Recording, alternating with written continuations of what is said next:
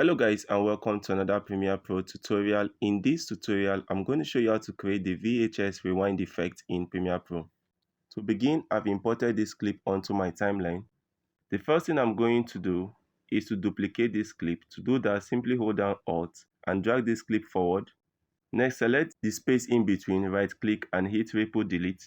Next, select this new portion over here, right click and select speed/duration and hit reverse speed and increase the speed over here to 300% and hit OK. And if we go back now and hit play, you can see what we've created. The moment she got to the end of the clip, she begins to rewind faster.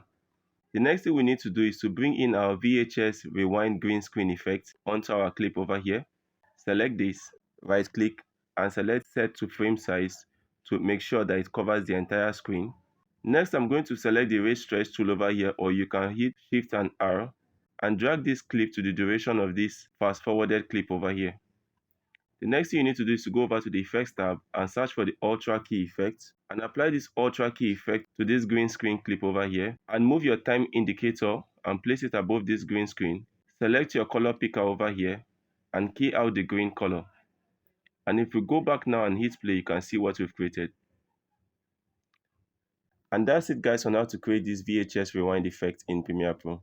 Thank you for watching and see you guys in my next tutorial tomorrow.